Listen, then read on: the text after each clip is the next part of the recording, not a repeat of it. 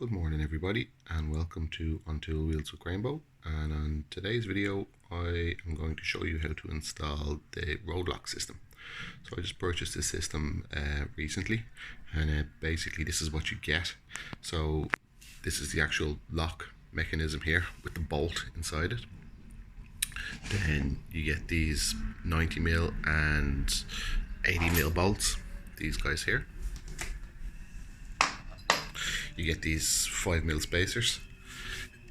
All these spacers are kind of a chart, the key, this kind of tether that you attach to this so that you know that your Roadlok has been engaged, and then this thing here which is basically to stop all the rubbish and crap getting into it when your Roadlok system isn't on.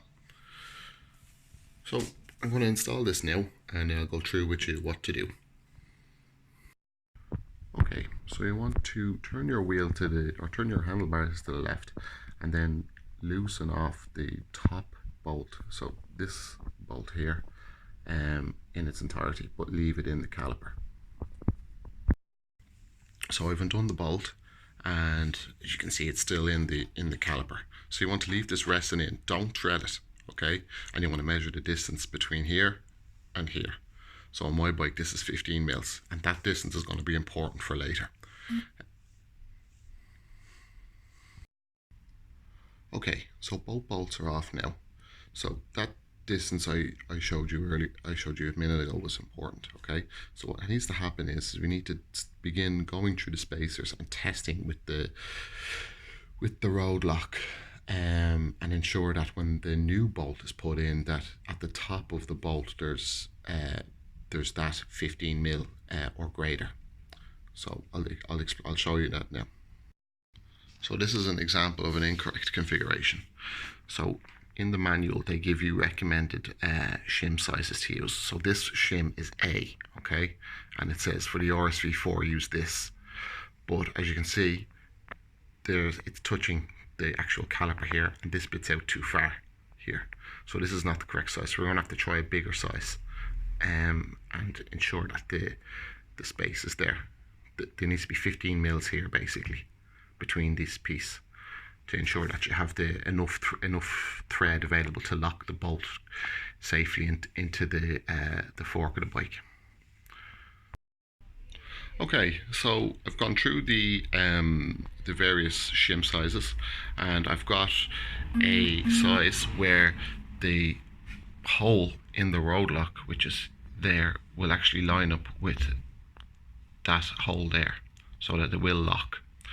The problem now is that the gap between here and the edge of the Roadlok is not great enough, okay, so that's not safe, okay, using that bolt. So the next bolt to use, that's 10 centimeters. So the next bolt to use is the 90cm bolt, which is this guy here, or the 90mm bolt, 90 centimeters. Geez, that'll be a long bolt. And then to make sure it matches up to the 15mm, you use this 5mm shim. So this guy will go here. So this guy will go here, and the bolt will go in, obviously. So I'll do that now. Okay, so I'll measure this up now, and that's 15 mils on the button.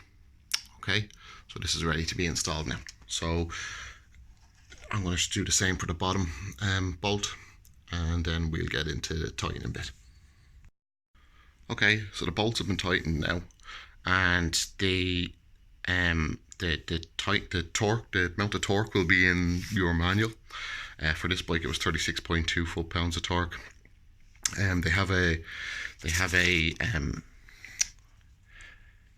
I suppose a table of suggested torques. My bike is not in it, but I just looked up the manufacturer torques recommended torque settings, or value should I say, and that's what it is. So that's in now basically. So the next thing now is to test that it's actually working.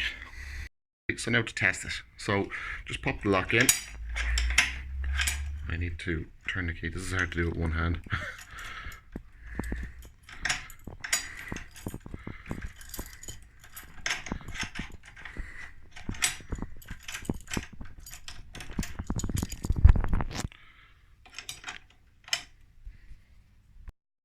that's kind of hard to do with one hand. The lock is in now, but the bike, it hasn't actually engaged because the hole that's in here has not actually lined up with the middle hole there.